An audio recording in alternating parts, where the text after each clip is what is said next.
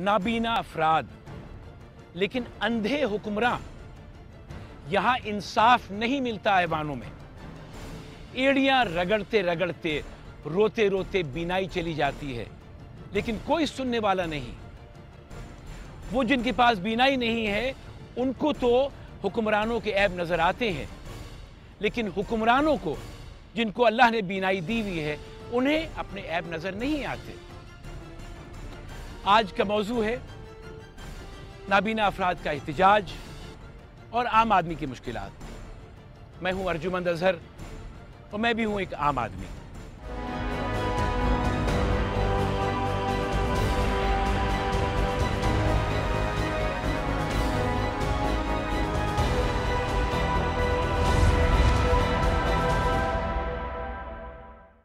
आज मैं Ida Rieu school of deaf and blind Karachi में मौजूद हूं और मेरे इर्द गिर्द बड़े प्यारे प्यारे ज़हीन बच्चे मौजूद हैं।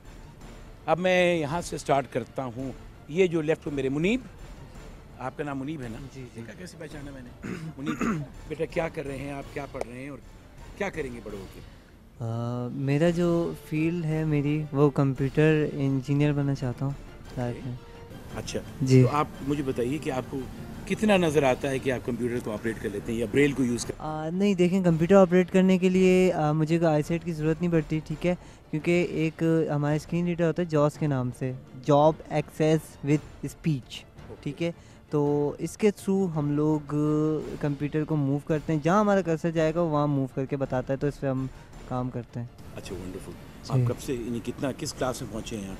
I am doing matric right now and जब मैं तकरीबन 6 या 7 में था, तो तब से मैं कंप्यूटर यूज़ कर रहा हूँ। अच्छा, मेरे साथ मोहम्मद नौमान है। नौमान से पूछते हैं वो क्या करेंगे। जनाब नौमान साहब, आप क्या करेंगे? बिस्मिल्लाहिर्रहमानिर्रहीम। मैं सबसे पहले तो अपनी एजुकेशन हासिल करूँगा जितना हो सका।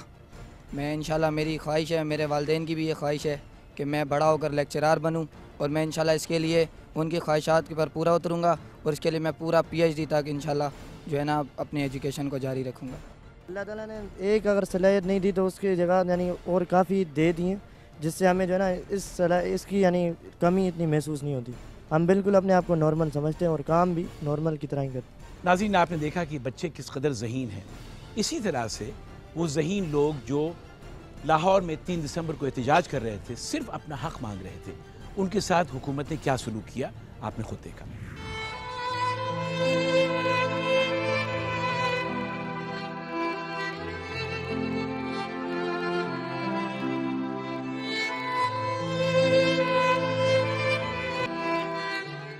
नाबीना अफराद ने रोजगार के लिए आवाज उठाई तो पुलिस ने डंडे उठा लिए। बिनाई से महरूम अफराद दुहाइयां देते रह गए, लेकिन काली वर्दी वालों ने एक न सुनी।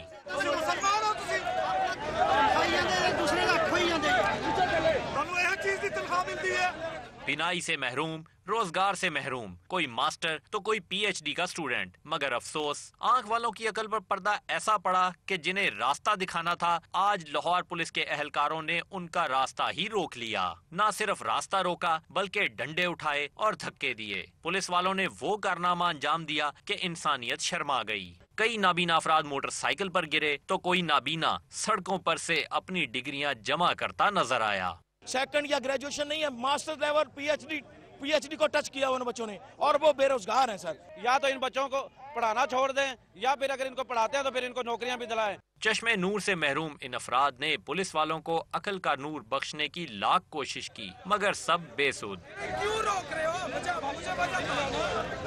मुझे वजह बताओ। हम लोग पढ़ के हमारे पास और कोई रास्ता नहीं। अगर और कोई पर्सन पढ़ ले, वो कोई और काम कर सकते हैं, हम नहीं कर सकते। हमें जॉब देनी चाहिए। हम बहुत अच्छा पढ़ेंगे और नॉर्मल लोगों से हम लोग ज्यादा कर सकते हैं फोकस। इंशाल्लाह इंशाल्लाह।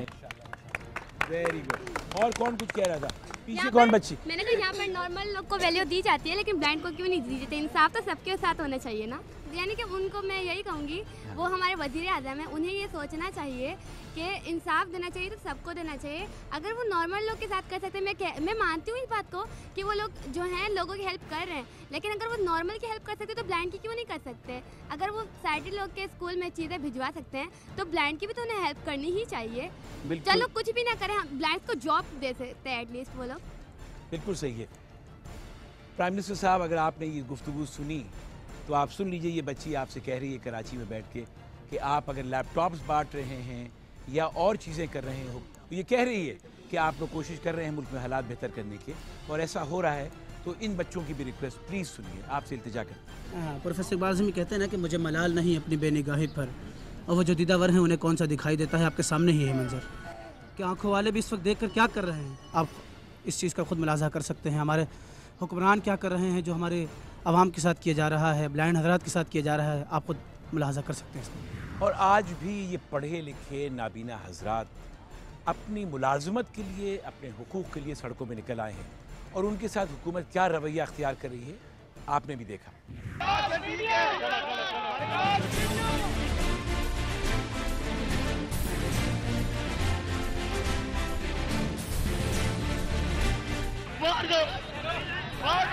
सड़कों पर धक्के खाए, अंधे कानून का जबर बर्दाश्त किया, तब कहीं जाकर मुतालिबात मनवाने में कामयाबी हुई। मुस्तकिल मुलाजमत और कोटे में इजाफे के लिए नाबीना अफराद 2 रोज तक पंजाब असेंबली में सरापा एहतजाज रहे। इस दौरान मुज़ाकरात के कई दौर हुए। मुजाहिरीन ने जुबानी यकीन दहानी की बजाय नोटिफिकेशन के इजरा पर इसरार किया, जिस पर पंजाब हुकूमत को घुटने टेकना ही पड़े। पंजाब हुकूमत ने बेरोजगार मुजाहिरीन को रोजाना उजरत पर नौकरी के लेटर फराहम कर दिए हैं, जबकि एडहॉक पर काम करने वाले मुलाजमीन का मसला भी 15 रोज में हल कराने की यकीन दहानी कराई गई है। इस एहतजाज में मोहम्मद उवैस नामी बच्चा भी मौजूद था, जिसने BSc ऑनर्स किया हुआ है, लेकिन लिटरली हुकूमत के कहने पे पुलिस वालों के धक्के खा रहा है।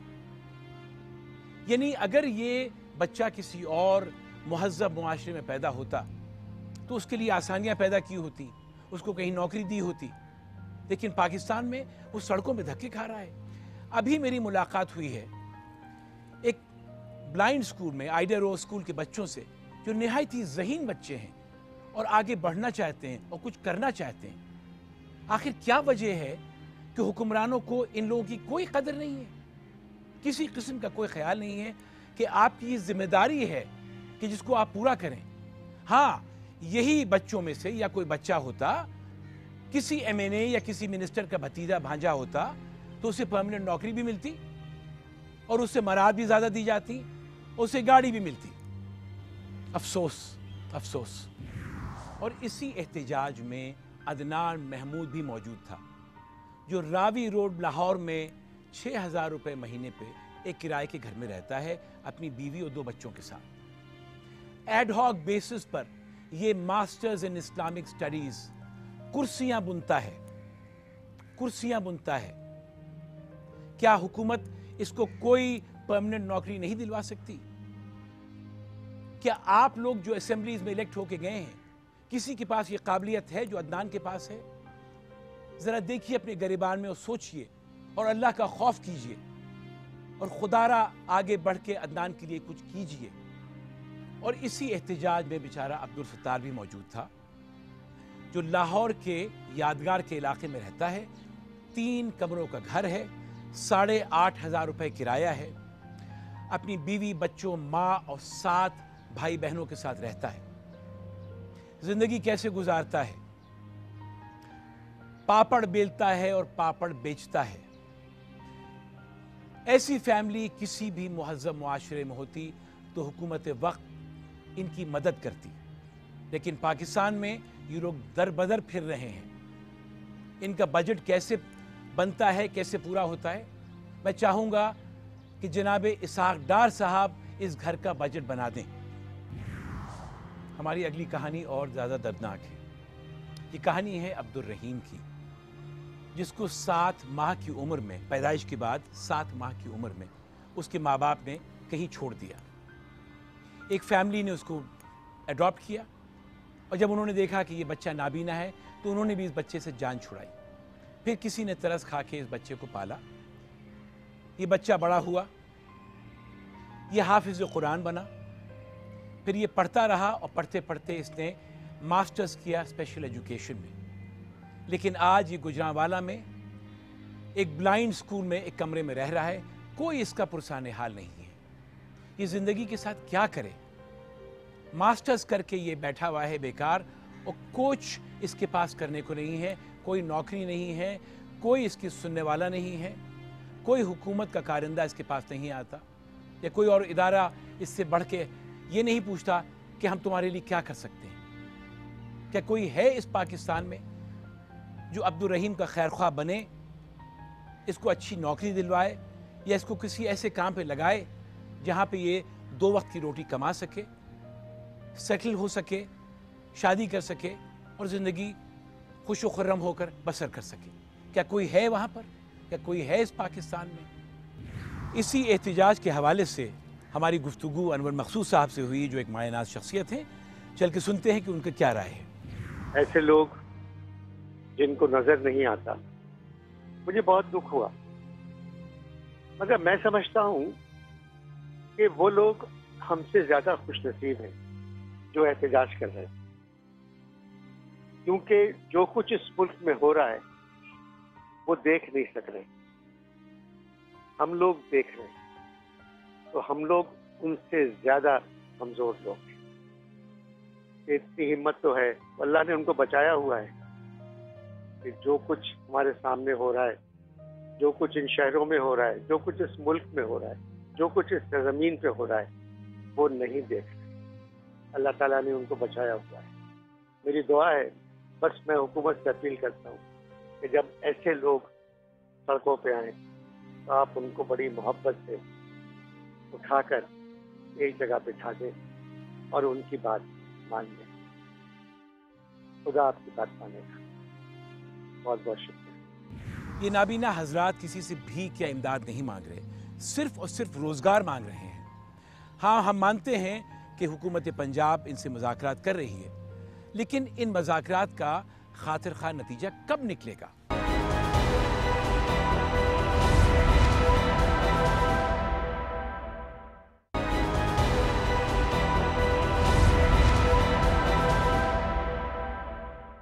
आमदनी अठन्नी खर्चा रुपया में आज मुलाकात करते हैं इसरार से, जो रोज़ 40 किलोमीटर साइकिल पर सफ़र करता है ताकि वो अपने घर वालों की किफ़ालत कर सके।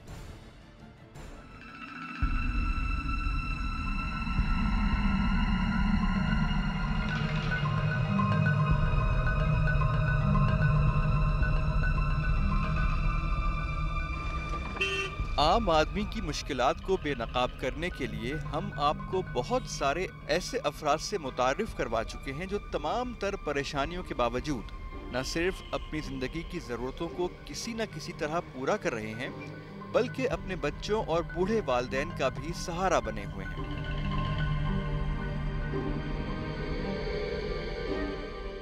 आज हम आपको जिस आम आदमी से मिलवा रहे हैं, उसे अपने ख़ानदान की किफ़ालत के लिए रोज़ाना साइकिल पर सवार होकर बल्दिया टाउन से कई किलोमीटर दूर टावर के करीब वाक़े एक कारखाने में काम के लिए जाना पड़ता है। किराया इसको 30 रुपये रोज़ लगता है। तो ये मैंने इसको साइकिल लेके दिए थे। मैंने बोला बेटा रोटी घर से ले जाया करो, साइकिल पे चला जाएगा, किराया बच जाएगा, बच्चों का कोई खर्चा हो जाएगा।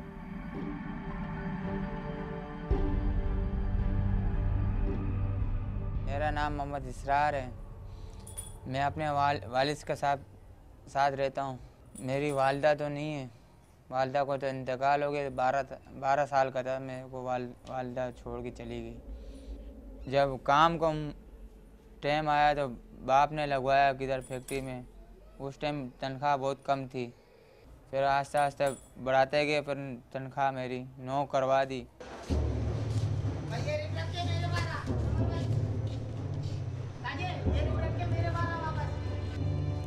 इसरार के दोस्त और जानने वाले उसे ताजा के नाम से बुलाते हैं, मगर उसका असली नाम मोहम्मद इसरार है, जो कागज बनाने के कारखाने में काम करता है।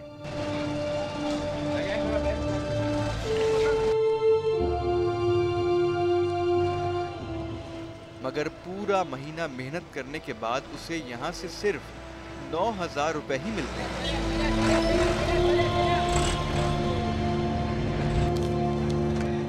और इन्हीं से वो अपने खानदान की किफालत करता है।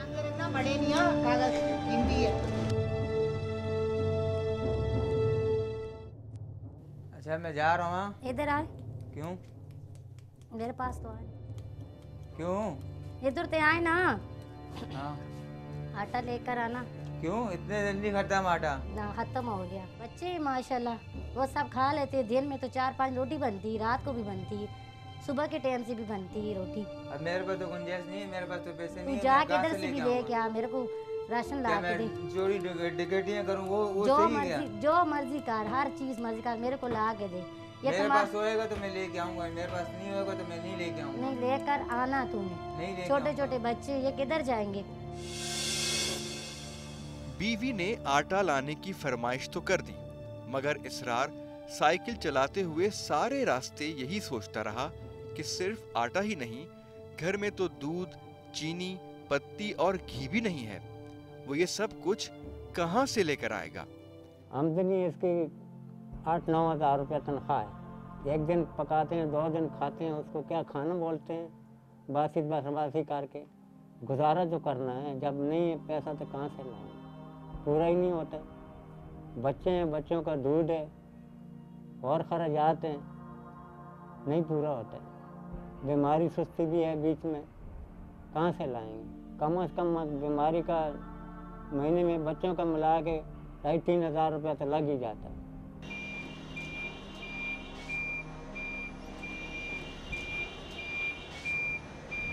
इसरार के हाथ तो काम में मसरूफ हैं, मगर उसका जहन अपने बच्चों के मुस्तकबिल और बूढ़े बाप की बीमारी की सोचों में कैद है।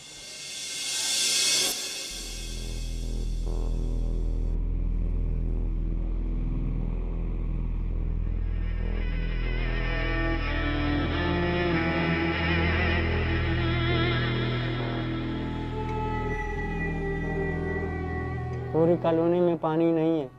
खारा पानी लाते हैं, वो भी चाय पकती है नहीं पकती है, दूध खराब हो जाता है। खारे पानी से चाय थोड़ी पकेगी। 700-800 रुपए की टंकी मिलती है पानी की। इन बच्चों को कपड़े देखो पहले,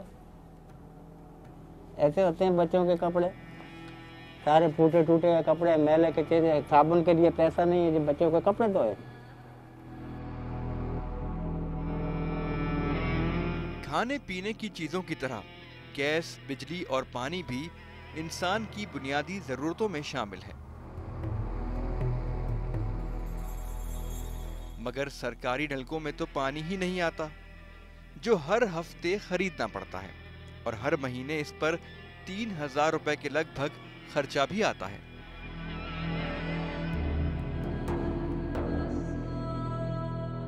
मोहम्मद इसरार के वालिद साहब का ख्याल है कि उनके ज़माने की तरह आजकल भी चीज़ें बहुत महंगी हैं।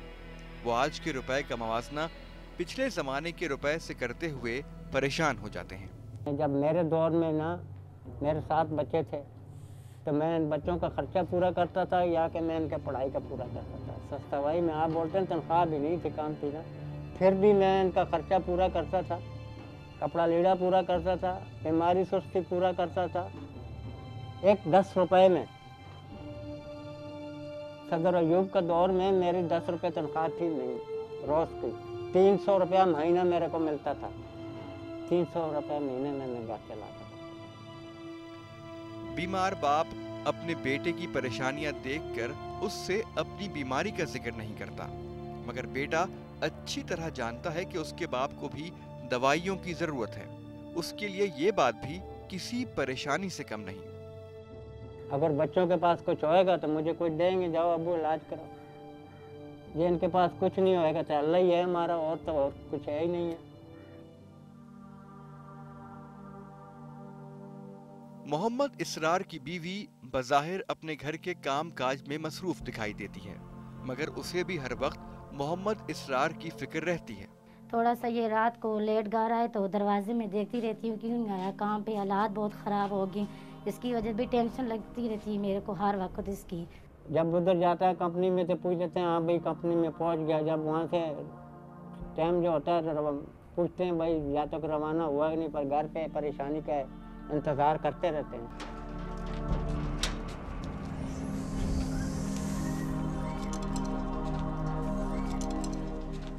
मोहम्मद इसरार की बेटी अभी बहुत छोटी है। मगर उसने अपने जहन में अपनी बेटी के मुस्तकबिल के कई ख्वाब सजा रखे हैं।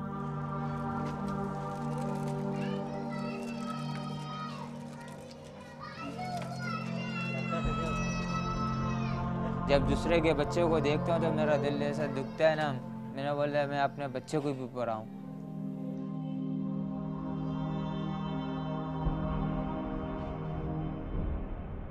मोहम्मद इसरार की आंख में उभरने वाली झिल्ली उसकी बीनाई को रोज बरोज कम किए जा रही है।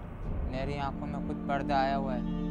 मेरे इलाज के लिए मेरे पास खुद पैसे नहीं है ना, वही पैसे बचा के वही बच्चों के ऊपर इलाज करवा लेता हूँ, वही घर चलाता हूँ। नहीं भाई, सलाम अलैकुम। आपकी तबीयत कैसी है भाईजान? आज ऐसे भी 200 रुपये मेरे को कम मिले हैं यार, और 200 रुपये मेरे को। मगर जिंदगी के दूसरे गम उसे इस गम के बारे में सोचने की मोहलत ही नहीं देते। आप कुछ रहम कर दिए, मेरे को दे दिए, मेरे को जरूरत है यार भाई।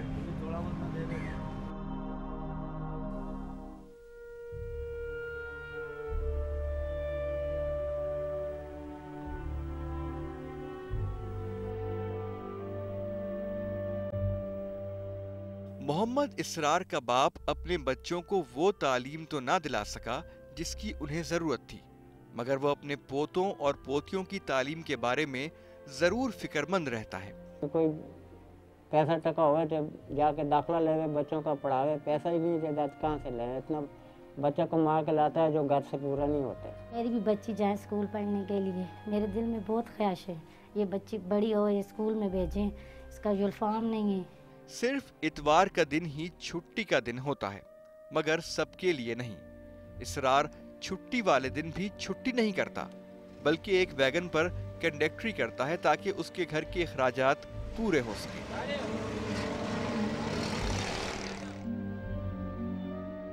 हमारे मुल्क के लाखों इंसानों की तरह मोहम्मद इसरार भी एक ऐसा आम आदमी है जो अपने खानदान का पेट पालने के लिए दिन भर मुशक्कत करता है। उसे इस बात का गम नहीं है कि जिंदगी ने उसे दूसरों की तरह खुशियां क्यों न दी, मगर इस बात की खुशी जरूर है कि वो अपनी सफेद पोशी का भरम रखते हुए किसी के सामने हाथ नहीं फैलाता।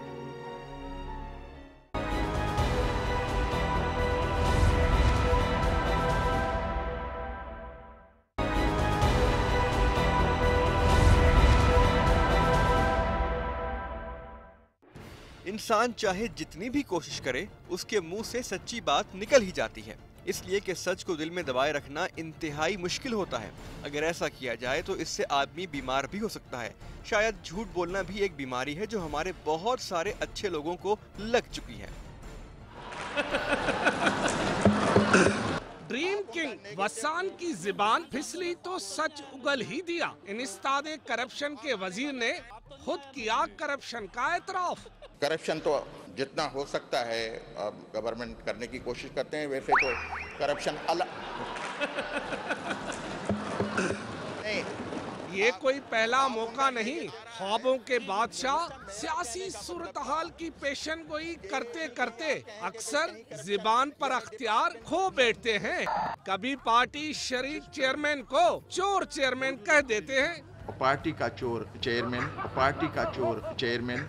खरबूजे को देखकर खरबूजे ने भी रंग पकड़ा। शर्जील मेमन की ज़बान भी हुई काबू से बाहर। धांधली का एतराफ कर लिया कि हमेशा धांधली पाकिस्तान पीपुल्स पार्टी की जानिब से की जाती है। आज भी धांधली की पैदावार का पीपुल्स पार्टी के खिलाफ की जाती है। मैंने यही कहा भाई।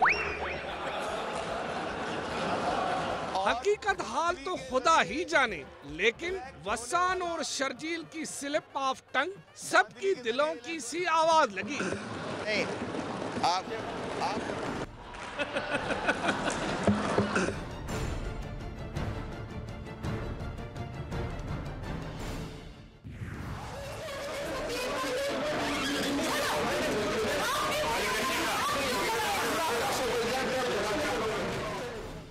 सेनेट के इलेक्शन के दौरान खैबर पख्तूनख्वा की असेंबली में होने वाले हंगामे से ऐसा लग रहा था जैसे ये असेंबली नहीं बल्कि मछली मार्केट हो।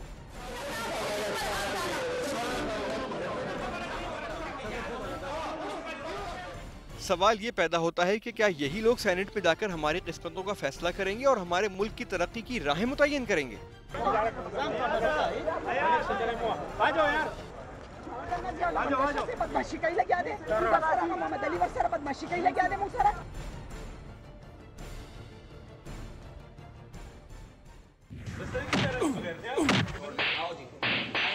फैसलाबाद के अस्पताल में एक मेडिकल रैप के साथ नाशाइस्ता सलूक करते हुए उसे तशद्दुद का निशाना बनाया गया, जिस पर यह इल्जाम आयद किया गया कि वो जाली अद्वियात फरोख्त करना चाहता है। सवाल ये पैदा होता है कि बगैर किसी तहकीक के ये कैसे साबित हो सकता है कि दवाइयाँ जाली थीं या असली।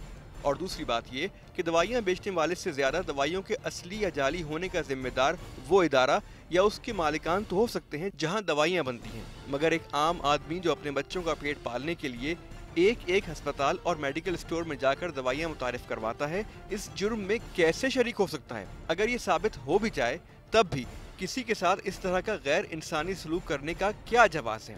अगर इस मुलाजिम की जगह इसका मालिक होता तो क्या उससे भी ऐसा ही सलूक किया जाता? कराची के पसमानदा इलाकों में पानी की मुश्किल तो हमेशा ही से थी, लेकिन अब यहाँ के पॉश इलाकों में भी पानी आसानी से नहीं मिलता।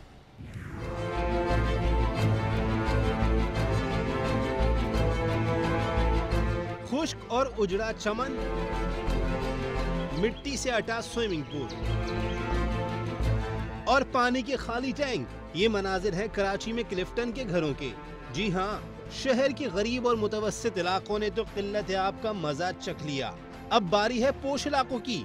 वाटर बोर्ड के पंपिंग स्टेशनों पर आए रोज की बिजली बंदिश ने क्लिफ्टन और डिफेंस के रिहायशियों को भी टैंकर माफिया के रहमो करम पर छोड़ दिया। वाटर बोर्ड हुकाम कहते हैं कि पंपिंग स्टेशंस पर बिजली की फराहमी में तात्तुल रहता है कि इलेक्ट्रिक का मौक़िफ़ है कि वाटर बोर्ड इल्जाम तराशी के बजाय अपना निज़ाम जदीद और बेहतर बनाए। पानी की किल्लत के खिलाफ आए रोज शहरी एहतजाज करते रहते हैं, लेकिन उनकी दाद रसी करने वाला कोई नहीं। जनाब, ऐसा लगता है कि टैंकर माफिया ने पूरे शहर पे कब्जा कर रखा है और वो जब चाहते हैं अपनी मर्जी से दाम बढ़ा लेते हैं।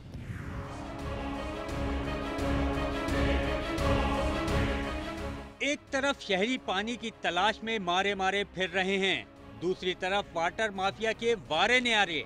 कारोबार रोज बरोज चमक रहा है। पहले दूर दराज इलाकों में थे गैर कानूनी हाइड्रेंट, लेकिन हाइड्रेंट का जमाना अब हुआ पुराना।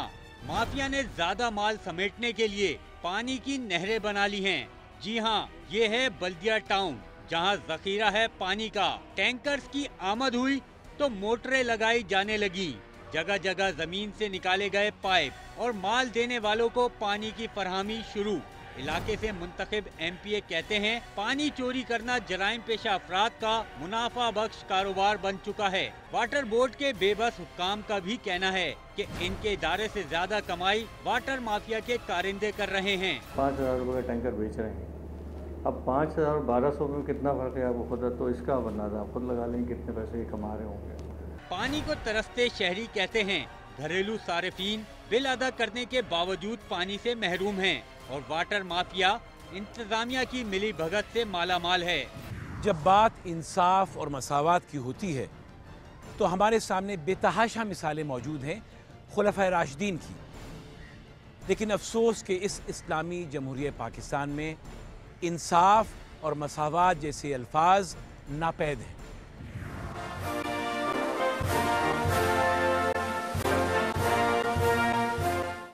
इस दौर में भी अगर इंसाफ की मिसालें देखनी हैं तो गैर मुस्लिम ममालिक में देखिए, जहां सबके हुकूक बराबर हैं। जिसकी एक मिसाल साबिक अमरीकी सदर जॉर्ज डब्ल्यू बुश की बेटियां हैं, जो 2002 में मुख्तलिफ ऐसे छोटे छोटे जराइम में गिरफ्तार होकर जेल जा चुकी हैं जिन्हें हमारे यहाँ जराइम ही तस्वुर नहीं किया जाता। वहाँ की पुलिस ने न तो इस बात का ख्याल किया कि वो सदर की बेटियां हैं और न ही सदर मुमलिकत या किसी आला हुकूमती ओहदेदार की तरफ से पुलिस पर उनकी रिहाई के लिए कोई दबाव डाला गया। इसी तरह जॉर्ज डब्ल्यू बुश के छोटे भाई जेब बुश, जो अमेरिका की रियासत के गवर्नर हैं, उनकी बेटी को भी एक मेडिकल स्टोर के मालिक की शिकायत पर नशा आवर गोलियां लेने के इल्जाम में जेल जाना पड़ा था। सबसे ताजुब की बात यह है कि उनकी रिहाई के लिए भी किसी ने भी अपने ओहदे का नाजायज इस्तेमाल नहीं किया। लेकिन जब हमारी नजर पाकिस्तान की बाअसर शख्सियात और उनकी औलाद पर जाती है तो ये देखकर सख्त मायूसी होती है कि तमाम जराइम के बाद भी सजा तो दूर की बात है, उन्हें कोई हाथ भी नहीं लगा सकता। हमारे दोस्त तौकीब चुगताई ने एक नज्म कही है उन मजदूरों के नाम जो हुनरमंद तो हैं लेकिन बेरोजगार भी हैं।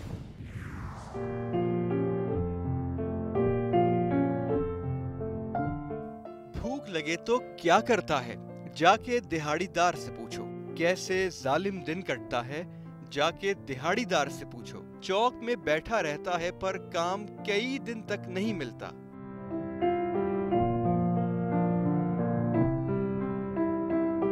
मेहनत चाहे जितनी कर ले, उसको उतना हक नहीं मिलता। हक लेने से क्यों डरता है, जाके दिहाड़ीदार से पूछो।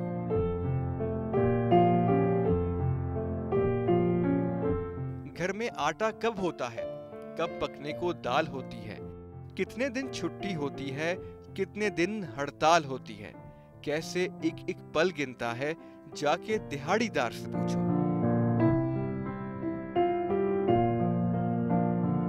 सुबह से बैठे शाम हो जाए बेकारी में, रह रहे बच्चों का गम खाए बेकारी में। भूख की शिद्दत बढ़ती जाए बेकारी में। कैसे जीते जी मरता है, जाके दिहाड़ीदार से पूछो।